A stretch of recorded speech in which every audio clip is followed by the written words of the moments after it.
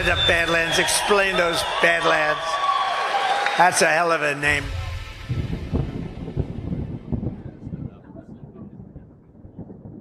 Hey there, Earthlings! I'm here on the streets of New York to tell you about something that's literally out of this world. You know, traveling between dimensions really takes it out of you, but I've found the perfect solution. My Shroom Vibe can now be your Shroom Vibe. Elevate your frequency. Get microdose capsules, gummies, and chocolate bars at myshroomvibe.com. Use code BADLANDS for 10% off your order. Trust me, galaxy hopping demands balance, and ours comes from Mother Nature. Organic, not synthetic. It's the real deal. Sai Lee, if you know what I mean. Check it out. Your frequency will thank you. Visit myshroomvibe.com. Organic goodness, not synthetic. Use code BADLANDS.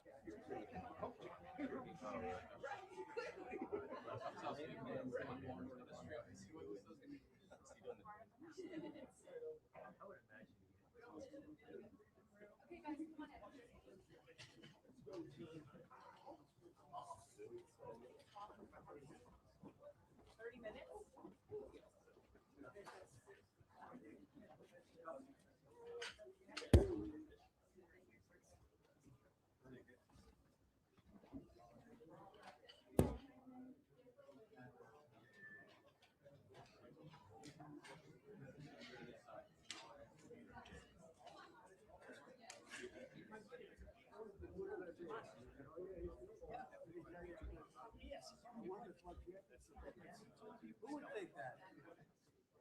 50 years old. I guess it is 27 years now. They told me. Bear witness on how old it is. Hello, everybody. Thank you very much.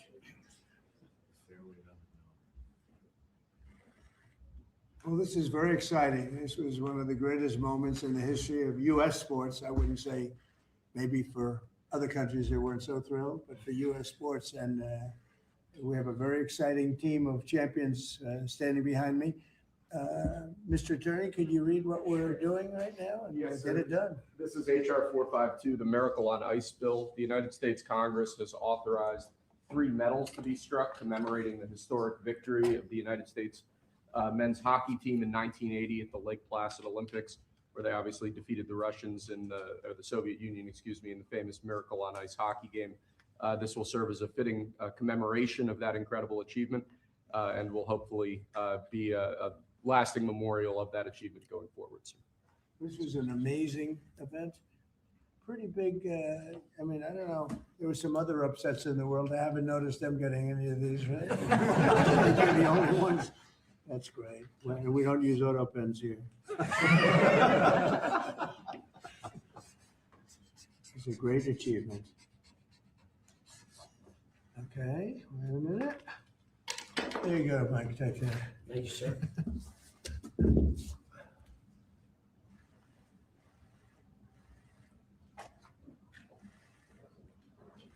So great, right?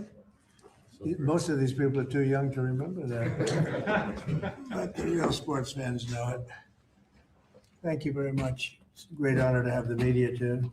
We're delighted to be joined today by true legends of American sports history, the heroes for the entire nation, the 1980 U.S. Olympic ice hockey team. This was one of the biggest moments that I've ever seen in sports, and I like sports.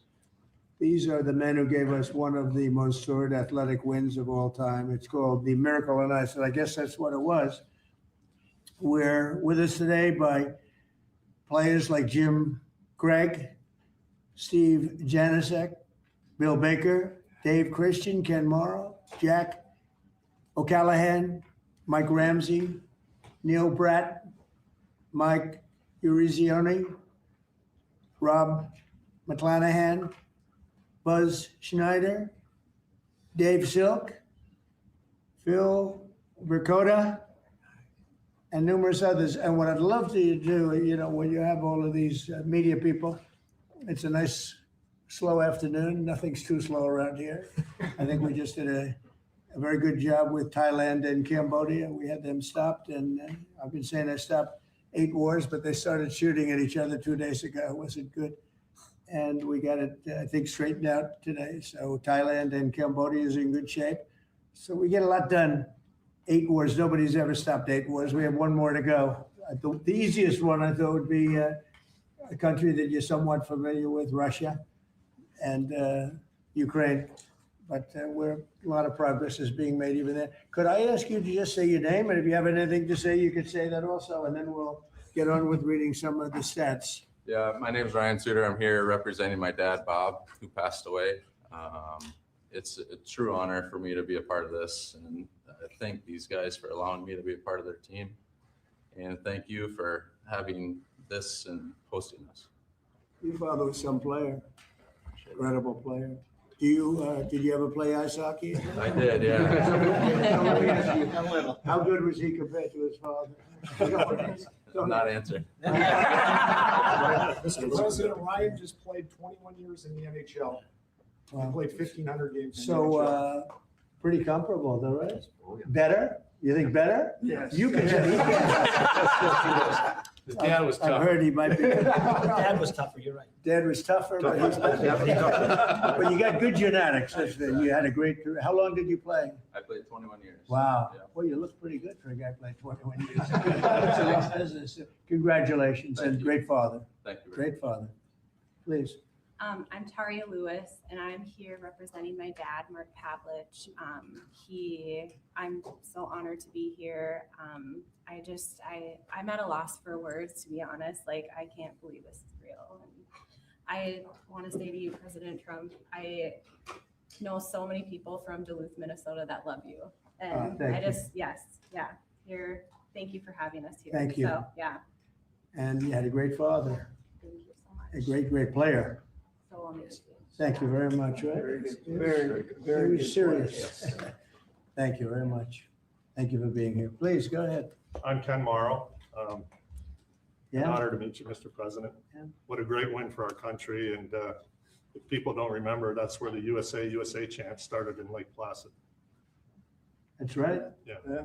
I tried to take credit for that. You had to bring that up, didn't you? That's the end of that. That's all right. Thank you very much. Hi, I'm Jim Craig, and it's an honor to be here. I'm so proud of all my teammates and what we were able to accomplish for our country. And when you get a chance to represent your country, whether it's in the military or a sport, and you can do something really special like our team did and then be recognized many years later. So, Mr. President, I want to thank you for your courage that you show the country every single day Thank you. and for making our country safe again. Thank you. Yeah, we're doing that. I appreciate that very much. I didn't know you were on that team. Was Cash? Was Cash on the team? I was the trainer. I was the trainer. Great. Thank you for being here. He's doing a great job. too. Thank you, Cash, very much. Buzz Schneider, Mr. President, thanks for having us here. Thanks, Congressman Stauffer, for writing legislation with the least spot, Tom Emmer. It's a privilege to be here, and we accomplished a wonderful thing. And I will say that I got 19 beautiful people I did it with. It was awesome. All That's good, true. solid people. Thank you. That's Thanks true. again. They are. So you have to be solid. Thank you. Please. Hi, I'm Neil Broughton from Minnesota. Thank you, Mr. Trump. It's an honor. You're celebrating us, and I can't believe I'm even here. It's an amazing office. It's Unbelievable. everybody that comes here, they can. The biggest people in the world, they come into this place and they go, wow, it's the Oval Office, most important office anywhere in the world, not even close. Thank you very much. Mr. President, Michael Ruzioni, on behalf of the team, we have a replica Wow. hat that we wore at the opening ceremonies in Lake Placid. Thank We'd you. like you to have that. Wow. And more importantly, I don't think words can explain how proud we are for what you've done for our team. Thank you. Thank you very much. Let's see, what do I do with that strap? There you go. Now we can take a picture. Yes. You gotta take a picture. You remember a certain governor in Massachusetts, when they put that helmet on? That was not good. Michael Dukakis. Yep. They put that helmet on. That was the end of his political career. Okay, But the honor that you bestowed upon our team is something that's incredible. Thank you very much. Thank you. Well, I feel it. Thank you. Mr. President, hello, I'm Jack O'Callahan from Hey, Charlestown, Jack. Mass. Thanks. And grew up on the battlefield of where the Battle of Bunker Hill was fought. That's where it all started. And thank you so much for having us here. We're a bunch of proud Americans, and we're thrilled to be in your presence, sir. Thank you very much. I'm thrilled to be with you guys, winners, champions. Mr. President, my name is Dave Silk, and Yeah. like Jack said, I'm a proud American. Thank you for having us here, and thank you to all that put this on for us. Thank you. I'm honored to be here. Thank you, Phyllis. It's really nice. Thank you. Mr. President, Bill Baker, I'm from Minnesota. I know that right now that doesn't ring very well. Hopefully we can get that turned around. Do we have Somalians in the, any Somalians on the team? I don't think so. Ilya and Omar. The pride we felt in 1980 Yeah. was incredible, and we are starting to feel that again, thanks to your leadership. Thank you very much. Well, you know, Minnesota's a great place, and this is a great leader right here Sure from is. Minnesota. He loves it. Not happy with what's going on up there, and I think you'll take care of that situation. We're all with you. With your help. Thank you. No, you have my help. What's happening up there is a disgrace. It's a disgrace. Billions of dollars have been stolen, billions sent back to Somalia. And Tom can solve that problem better than anybody. And you have the go-ahead, right? Yes, sir. Thank you very much. Thank you. What do you think of this team? This is the team that set the whole tone for this country back in 1980. It was the beginning of the great comeback, which, by the way, Donald J. Trump was the next beginning of the great comeback. So it's perfect that it's both you and this great team from 1980. Thank you, Tom. You're doing a fantastic job. Really a great leader. We appreciate it, friend. And Jackie is a great spouse. Remember, that's her favorite. That's right. That's true. That's what I heard. Yeah. And Elise, everybody knows Elise. She's doing phenomenally well. A really tremendous congresswoman, and she's running for a little position called governor of New York. And she's got a hell of a shot at it. That's all I can see. I see polls that look very good. And we could use you in New York. She's got a little competition and with a very good Republican, but she's a great Republican. So we'll see what happens, but Elise is respected by everybody, and we appreciate it. Thank you so much, Mr. President. As the representative for Lake Placid, this is so meaningful to my constituents. And we are home of the Miracle on Ice, and it's wonderful to be here with these teammates who just stood so proudly for Team USA. Thank you. Thank you, Elise. Thank you. Please. My name is Dan Brooks. I'm the son of Coach Herb Brooks. It's an honor to be here, Mr. President. My dad, he believed in the American hockey player. He believed in his country. He loved this team. He loved his country. I wish he was here, but it's an honor for me to represent him. So thank you for having me. Well, your father was a great guy. I knew him a little bit, and he was an amazing coach. What he did was just incredible. It was tough, but fair. He was tough? Was he tough on you? Yeah. I lived with him 20 years. But good. I was saying, my father was tough too. My father was tough, but good. Yeah. Right? They were good people. Thank you very It much. was an honor to be his son. Thank you very much. Yep. He'd be very proud of you right now. Rob McClanahan from Minnesota. I'm just echoing everybody else's words. It's an honor to be here, and it's an honor to be a teammate of this great team. It's all about we, and we're great teammates. Yeah. That was really a perfect case of it. Yep. That team was a perfect case. Please. I'm honored to be here. I'm representing my brother Mark, who died in 2024. I know he's looking down with a big smile on his face. Great player. Yeah, and I'm sure I am honored, and I know he would be too. Thank you. Thank you very much. Thank you. Mr. Trump, Dave Christian from Warwood, Minnesota, Hockeytown, USA. Is it still? Is it? It still is, It's but it's still. a privilege and an honor to be here with the greatest teammates anyone could have. Thank you very much. Great honor. Great job. Mr. President, Mike Ramsey, I'm also from Minnesota and Minneapolis. It's not Hockeytown, Minnesota. It's an honor to be here with my teammates and you.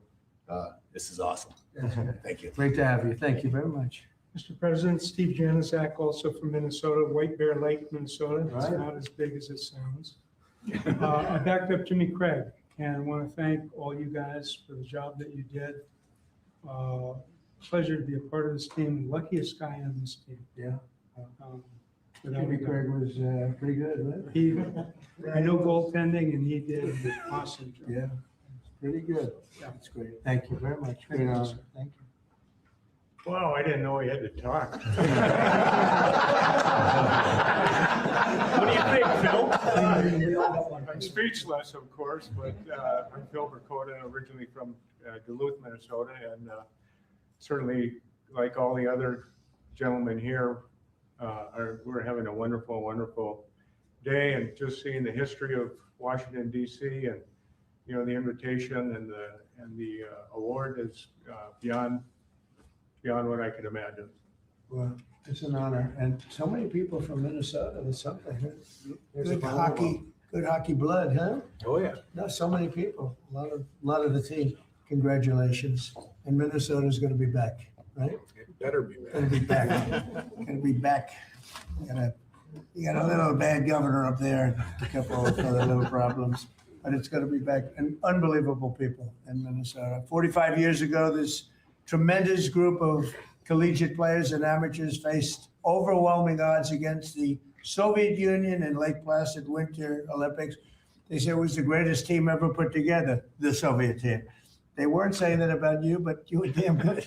And they were saying that team was unbeatable. The same month, the USSR's hockey team had crushed our squad. They did an exhibition game of some kind, and it was not pretty, 10-3.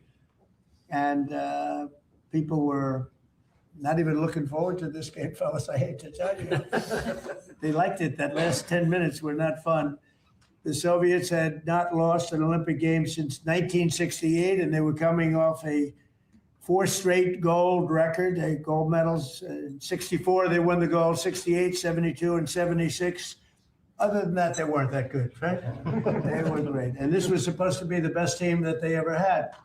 So I wasn't looking too sharp for our great champions behind me. As one American sports writer put it at the time, the whole world expected the Soviets to win, quote, unless the ice melts. So that wasn't a very good statement. But then it began. Despite the long odds, the Team USA blazed through the group stage, meaning other countries went through them pretty easily, advancing to a long-awaited rematch against the USSR. 3 times we went down by a goal. For most of the game, they were down by a goal 3 times, and then remarkable players put America back on top where we always wanted to be. Buzz Schneider, he scored the opening goal and a slap shot from 50 feet. That's a big slap shot. That's a big. How the hell did that happen?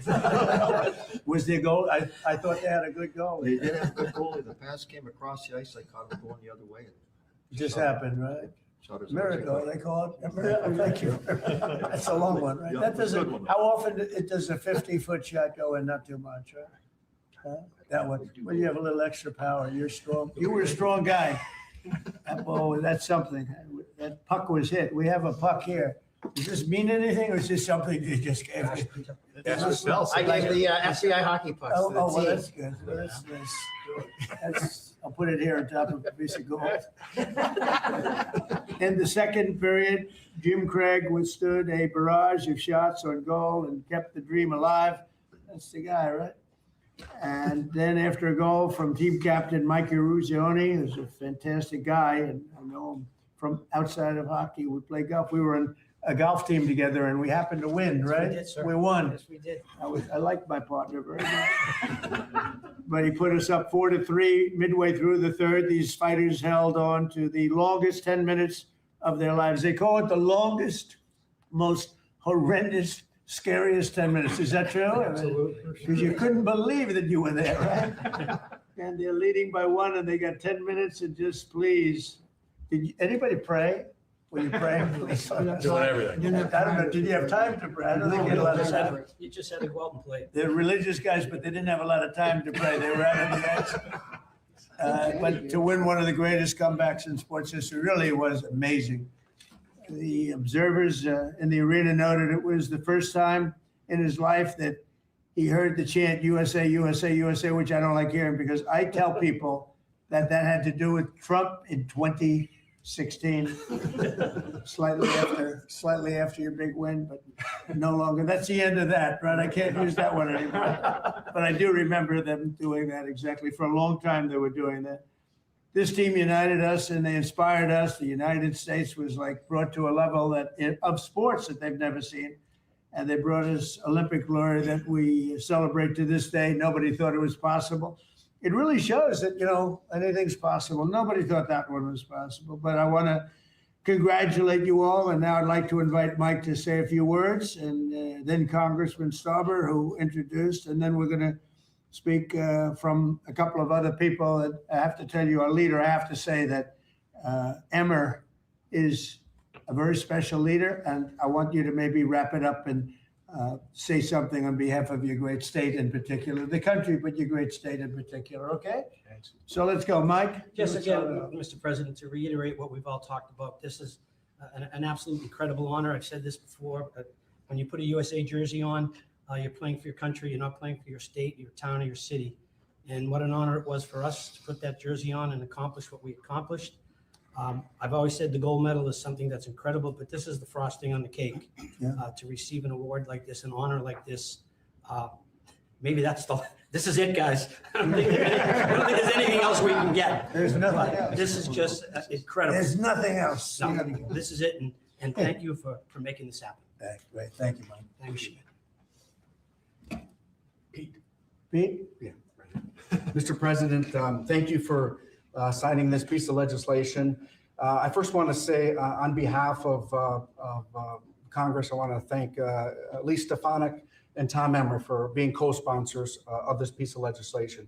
I also want to thank my staff. Ali Esau in my office did a tremendous job getting this, to be able to pass the House and the Senate. I want to thank my staff. And Mr. President, it was 45 years ago, Friday, February 22nd, 1980, that the game of hockey changed. It was a 5 p.m. game. It was tape delayed. Those of us that were hockey players back then, this was a game changer. We couldn't find that USA jersey anywhere. It was sold out wherever it was. And so I'm very proud to have led this. And I would be remiss if I didn't introduce my younger brother, Rob, who was he was a gold medal coach for the 2018 Women's Olympic gold medal team in Pyeongchang. Sure. And Robbie's right over there. Hi, Rob. Nice seeing you. So, Mr. President, I will just say that I'm in awe of these hockey heroes. And as we move forward, they changed the game of hockey. It was a powerful, dominant performance that this country needed. They beat the powerhouse Soviets. And as you know, you're continuing to do that today. And this was a great start of it. And for me, I'm very just privileged and proud to stand with these Olympic heroes that literally changed a nation and gave us the strength that we needed at the time our nation needed it. And to know these men here, they're humble, the humility is through the roof. And I just want to thank you for signing this. This means a lot to me personally, but it means more to the team. When I talked to him this afternoon, as Mike just said, it's the cherry on top of what they did for this country. And thank you for signing it, and I appreciate it. Well, we love it, and he was a really great hockey player too. So let me ask you a question: was your brother in this category of hockey player, or slightly less? You want to answer that? See, he was smart. He was better than me. Robbie was a goaltender in the National Hockey League as well. So wow, that's pretty good. He was Boy, much better than me. That's a lot of good genetics in this whole thing. But you were a hell of a player too. Thank you, Mr. President. Thank you, people. So, Mr. President, we would like to do one more thing. Oh, sure. Take a photo with our hats off. Yes. Okay, let's go. Fix my head. From Minnesota, or used to wearing hats. Okay. Straighten it out. Take a good one. You have Dan? Let's go, Dan. Get with it. Get with it, Dan. Oh, there we go. Good photography. You got a little off guard.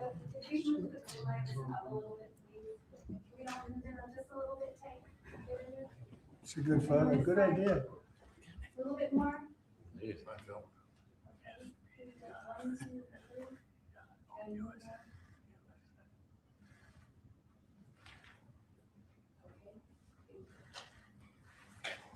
So we're going to finish up with Tom Emmer, and he's been just a fantastic congressman, leader, person from Minnesota. Loves that state. Boy, do you love that state, and they love you equally as much. Please. Thank you, Mr. President. First, I got to thank Pete Stauber as he's talking about humility. Pete Stauber actually was in the White House as a national championship captain of a national championship hockey team back in the 1980s. Not bad. This runs in the blood in Minnesota. This runs in our blood in Minnesota, but it's not about Minnesota, even though I will point out most of the guys are from Minnesota, but that's not the point. It doesn't matter if it's Massachusetts, Minnesota, Michigan, Wisconsin, wherever players came from back then, they were all Americans. That's what mattered, and they were an inspiration. And you know what it means to my state? It shows us that no matter how bad it gets, there's always a way to succeed if you're willing to try. And I think Mike Ruzioni said it earlier.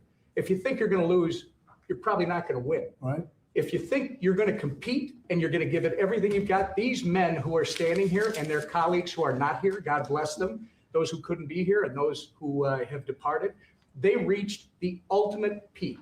And when they did it, as Pete pointed out, they lifted an entire country out of the ditch and set us off to an amazing several decades that followed.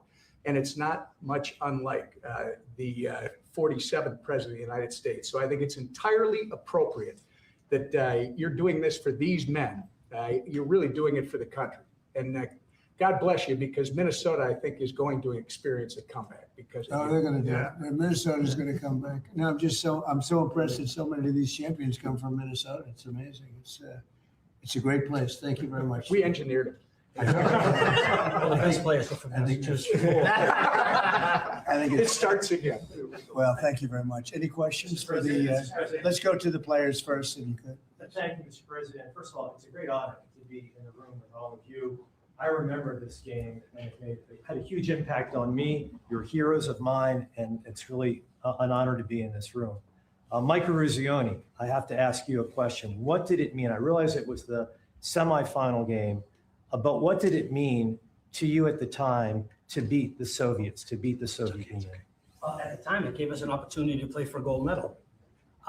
People always talk about the Soviet game, and I know how important the Soviet game was from a political standpoint. We didn't know it at the time, we knew it after. But if we don't beat Finland, we're not having this conversation today. We're not here.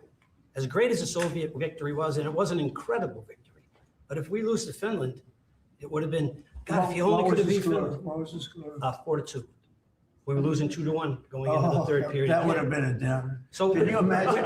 We're not having this conversation. That would not have been. You are not inviting us to the White House. We are not receiving this honor if we don't beat Finland. So I think it speaks volumes of the team and the team that I played on to come back after such a great victory. We were ready to play Finland on Sunday. And I think, again, that's a tribute to the team and the type of players that we had. So years later, 45 years later, we realized how important that victory was against the Soviets. But I think a lot of us take great pride in knowing that we closed the deal by beating Finland. If you didn't win that final game, we're not here. Nobody would. We wouldn't have played. You wouldn't be here. I would not have invited you. I would have said, you got to be kidding. Yeah, what happened to Finland? Mike, if you drive an Uber. Very funny. Little twist of that. But you did win. What's the lesson for Ukraine from this win from 45 years ago when you defeated Russian team against all odds? Well, it's a similar situation, isn't it? Let's see what happens. We're working on seeing if we can make a deal right now. We're gonna see. We'll soon know, I guess. We're gonna see a lot of death.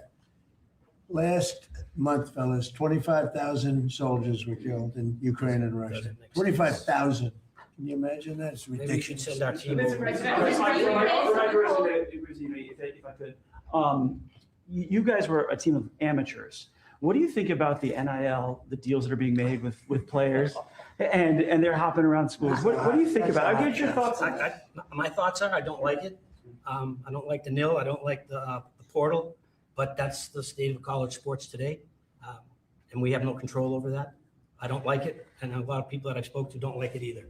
But we have no say. Well, I think we maybe do have a say. I think that it's a disaster for college sports. I think it's a disaster for the Olympics because, you know, we're losing a lot of teams. The colleges are cutting a lot of they would call them sort of the lesser sports, and they're losing them like at numbers nobody can believe. And they were really training grounds, beautiful training grounds, hard-working, wonderful young people. They were training grounds for the Olympics. And a lot of these sports that were training so well would win gold medals because of it. Those sports don't exist because they're putting all their money into football. And by the way, they're putting too much money into football because colleges don't make, even the most successful universities don't make that much money. And you can't pay a quarterback $14 million to come out of high school. They don't even know he's going to be a very good player. I mean, they've tried a couple of times, $14 and $12 million.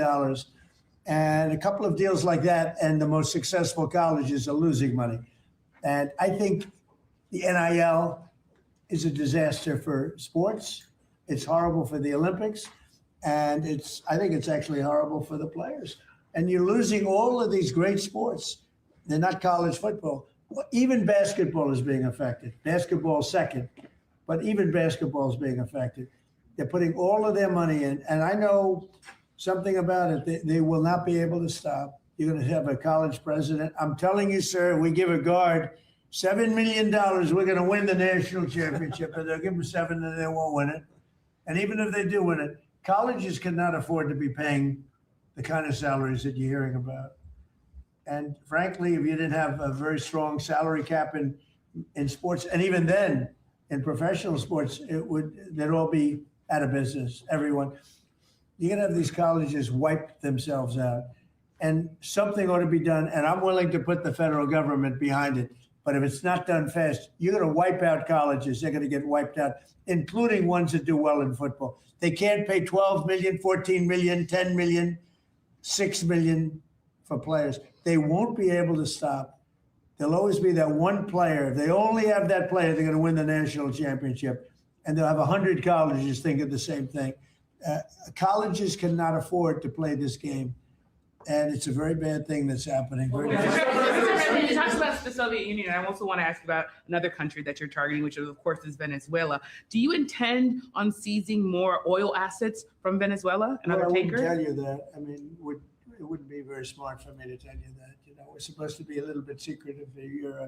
You're a very big time reporter, and I don't think I want to tell a big time reporter or a small time reporter that. But we are knocking out drugs at levels that nobody's ever seen before. We knocked out 96% of the drugs coming in by water, and nobody can figure out who the 4%. I wouldn't want to be the 4% either, but 96% of the drugs coming in by water. Every one of those boats you see get shot down, you just saved 25,000 American lives.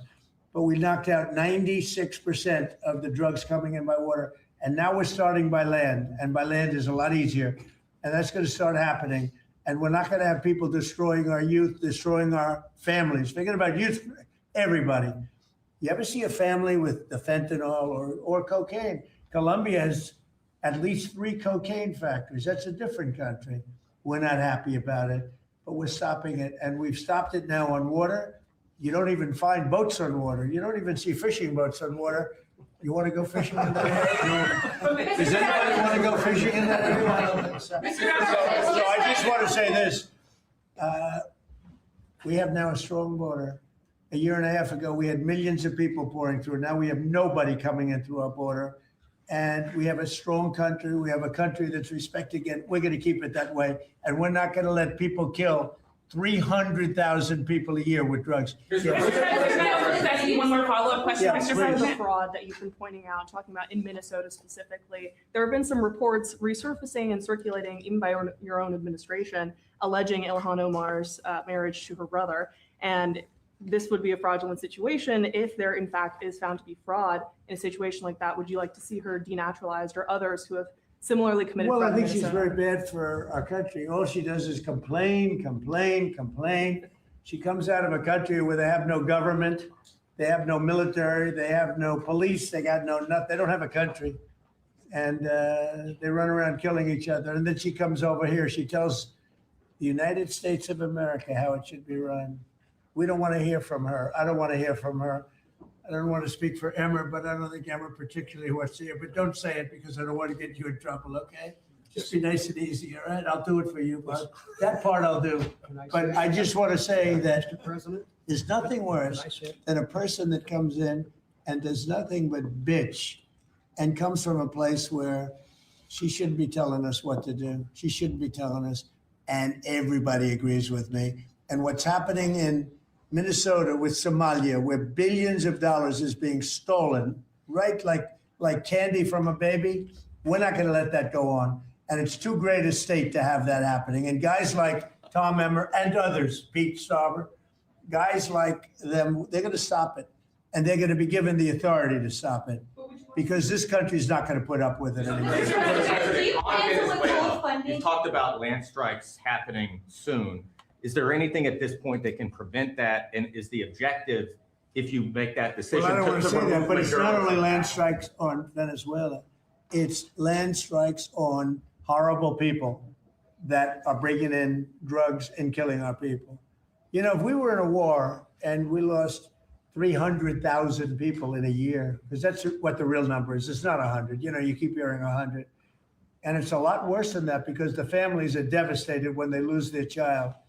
If we were in a war, we lost 200,000 or 300,000, but I think it's more than 300,000. And that's a war that's like a war that would be unparalleled. Nobody's ever seen anything like that. And that's what's happening. So it doesn't necessarily have to be in Venezuela. It's people that are bringing in drugs to our country are targets. Mr. President, at the end of this year, those extended Obamacare subsidies expire. What's your message to those 24 million Americans who will see their insurance premiums go up? Don't make it sound so bad because, you know, obviously you're a sycophant for Democrats. You're obviously a provider of bad news for Republicans. Let me just say something. The Republicans, I think I can speak for Tom and most of the people. I think what most Republicans want to see is what I want to see. And I leave it to them, and hopefully they're going to put great legislation on this desk right here. We want to see all of the money that's been squandered and given to insurance company because Obamacare is horrible health insurance. It's far too expensive, and it always has been. But what it really is a way of making insurance companies rich. We want the money not to be paid at all to insurance companies. You know, insurance companies have gone up 1,700% over a short, meaning the stock, 1,700% over a short period of time. And they've taken in hundreds of billions and even trillions of dollars. And we want the money to go to the people. They'll go in the form of a insurance account, healthcare account, or any other form that we can create. We have a lot of different forms.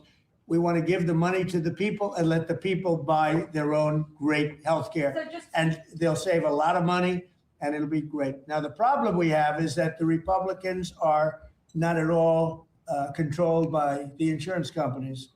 But you know who is? The Democrats. The Democrats have received hundreds of millions of dollars. They're totally controlled by the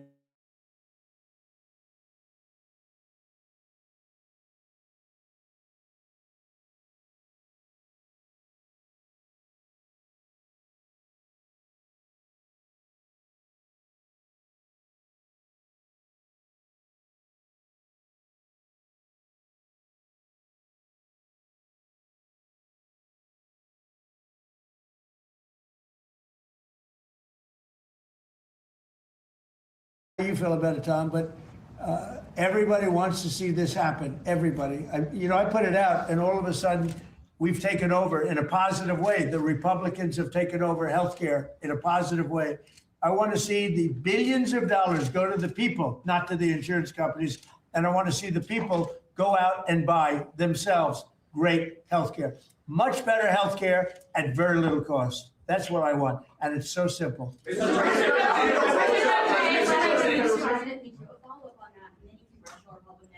They won't vote for an Obamacare extension deal if it includes funding for abortion. Would you assure those Republicans that you will not propose? Well, we're going to look into it. We're going to look into a lot of things. That's one of many factors.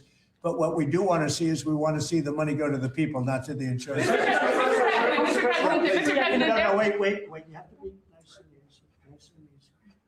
very aggressive. Okay, please. Thanks, Mr. President. Can you tell us how this free economic zone would work in the Donbass and in land that the Russians took by Well, I force? don't want to do that now. It's a very complex situation, but it would work.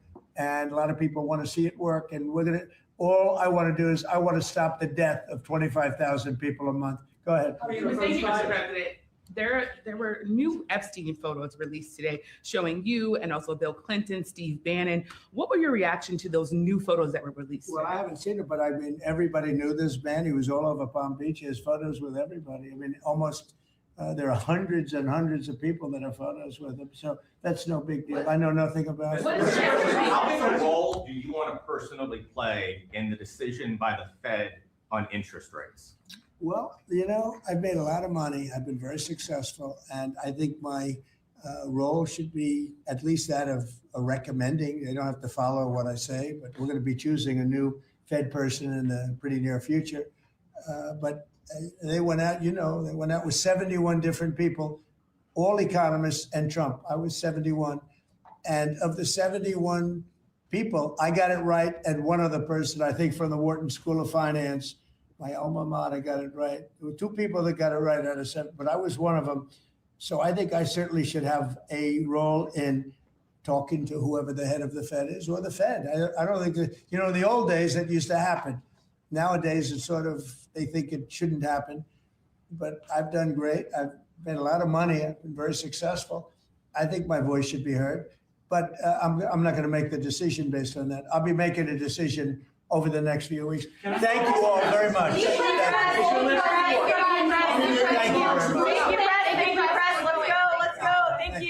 Thank you, press. Let's go. Head out. Thank you. If you join. Thank you, press. Thank you, press. Thank you, press.